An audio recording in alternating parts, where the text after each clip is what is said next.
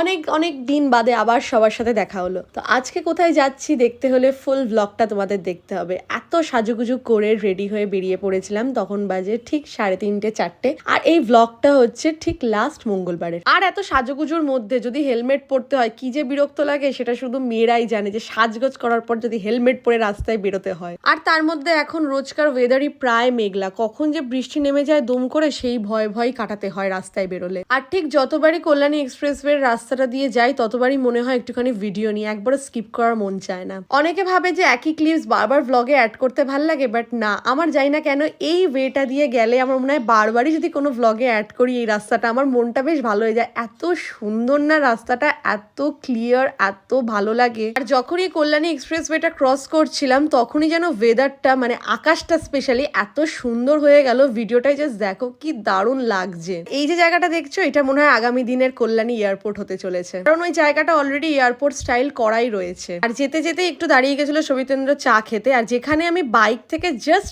নামলাম আর ইনি একেবারে আমার গায়ে উঠে পড়লো। আমি বুঝতে পারি না আমার গায়ে কি কোনো গন্ধ আছে যে কোনো কুকুর ঠিক আমি যেখানে পৌঁছাবো চলে আসবে দুম করে। মানছি আমি কুকুর ভালোবাসি, বাট ওরা কি করে বোঝে আমি সেটা সত্যিই জানি না। আর এক একবার এক একজন, বাইক থেকে নামার পর একজন, আর বাইকে ওঠার সময় আরেকজন। আর রাস্তায় যেতে যেতে হুট করে এক জায়গায় সবিতেন্দ্র দাঁড়িয়ে ছিল, ঠিক তখনই দেখো এখানে পাখিগুলো কি সুন্দর নিজের আনন্দে উড়ে বেড়াচ্ছে। আমি শুধু এদেরকে দেখে আমার একটা ছোট্ট কথা মনে পড়ে গেল নিজের স্কুল লাইফের, যেটা আমি তোমাদের সাথে এই ব্লগে ভাবছি শেয়ার করব। আমার ঠিক মনে নেই তখন আমি কোন ক্লাসে পড়ি, আশা করি 2 কি 3 হবে। তখন ক্লাসে একদিনকে লিখতে দিয়েছিল তুমি লাইফে কি হতে চাও, আর যতদূর মনে আছে তখন ওটা বাংলা ক্লাসই ছিল। তো আমি লিখেছিলাম যে আমি জীবনে পাখি হতে চাই। তার আনন্দটা কি জানো, আমি এখন হাসছি আর ব্লগে এই কথাটা শেয়ার করছি। ঠিক আকাশের দিকে তাকিয়ে যখন পাখিগুলো ওরমভাবে উঠছিল তখন নিজের কথাটা এই জন্য মনে পড়লো। আমি লিখেছিলাম যে জীবনে পাখি হতে চাই, তার কারণ নিজের মনের মতো করে উড়ে বেড়াবো, পড়াশোনা করতে হবে না, কোনো কিছু নিয়ে মা বকাবকি করবে না।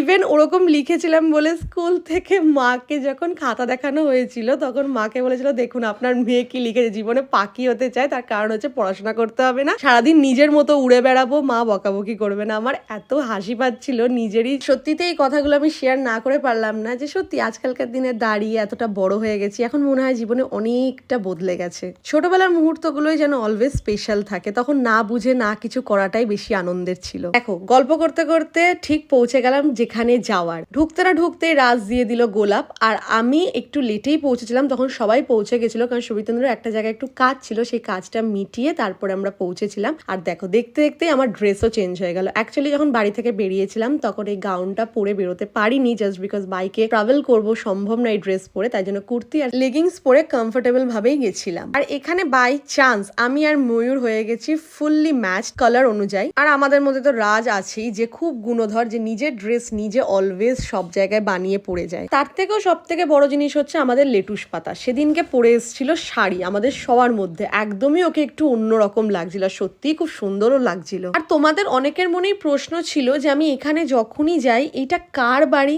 এটা কি আদৌ বাড়ি নাকি এটা স্টুডিও। সবার মনের প্রশ্নের উত্তর আজকে দিয়ে দেবো। তো তার আগে দেখে নাও ময়ূর আমাদের জন্য গিফট নিয়ে এসেছিল, সেই গিফটগুলোই দিচ্ছিল জাস্ট বিকজ ও জগন্নাথ দর্শনে গেছিল পুরীতে, তো ওখান থেকে টুকটাক কিছু কিনে নিয়ে এসেছিল, সেগুলোই সবাইকে দিয়ে নিল। মানে আমরা 3 জন ওর সাথে অনেকদিন পরেই যেহেতু দেখা হলো, সেই জন্য ও এতদিনে দেওয়ার চান্সটাও পেলো। তার মধ্যে যেহেতু এখন মনসুন টাইম, তাই ও মনসুন টাইমের কথা ভেবে মনসুন থিম হিসাবে কটা প্রশ্ন রেখেছিল সবার জন্য। কি কিউট কিউট ছোট ছোট ছাতা দেখো, এখান থেকে সবাইকে যে কোনো একটা করে পিক করতে হবে আর এখানে প্রশ্নের উত্তর দিতে হবে। এটা ছিল ওর কাছে একটা ছোট্ট খেলা। তাহলে চলো তোমাদের সবার মনের প্রশ্নের উত্তরটা এখানে বলে ফেলি এই ভিডিওর মাধ্যমে। এটা বাড়ি কাম স্টুডিও, স্টুডিও বলতে পারো, বলতে শুট হয় এখানে। আর ওদের বাড়িটা পুরোপুরি স্টুডিও লাগে এই জন্য কারণ প্রতিটা কর্নার প্রচন্ড অ্যাস্থেটিক ভাবে সাজানো, আর প্রতিটা জিনিসও প্রচন্ড অ্যাস্থেটিক। বাট হ্যাঁ, এখানে শুট হয় বলতে ওরা ওদের নিজস্ব ব্র্যান্ডেরই শুট করে, কোনো ভাড়া দেওয়ার জন্য নয়। এবার ভাবছো তো যে কিসের শুট? ময়ূরাক্ষী দত্ত হচ্ছে ফেমাস ফ্যাশন ডিজাইনার শর্বরী দত্তর নাতনি, যিনি আজ আর হয়তো বেঁচে নেই, বাট তার নামে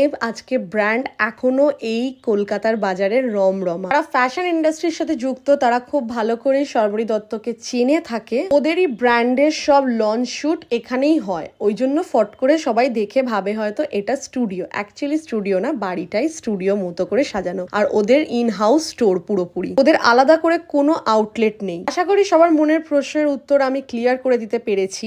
প্রচুর মানুষ বলতে আমার বন্ধু বান্ধব, আমার ফেসবুক ফ্রেন্ড, আমার অনেক রিলেটিভস সবারই একটা প্রশ্ন ছিল এটা নিয়ে। আর এই দেখো গল্প করতে করতে কুচো কাচাগুলো আমার এই ভিডিওর মধ্যে চলে এসেছিল আর আমি ওদেরকে দেখবো বলে পাগলও হয়ে গেছিলাম, আদর করবো বলেও পাগল হয়ে গেছিলাম। রাত হয়ে গেছিল বলে ওদেরকে ওই জন্য আটকে রেখেছিল আর ছাড়েনি তখনও। পরের দিন সকালবেলা প্রচন্ড চটকাচটকি করেছি, সেই ভিডিও আমি অলরেডি শেয়ার করেছি তোমাদের সাথে। গল্প করতে করতে আমার ডিনারও ডান, প্লাস এই ভ্লগের এন্ড এখানে আবার সেকেন্ড পার্ট আসছে।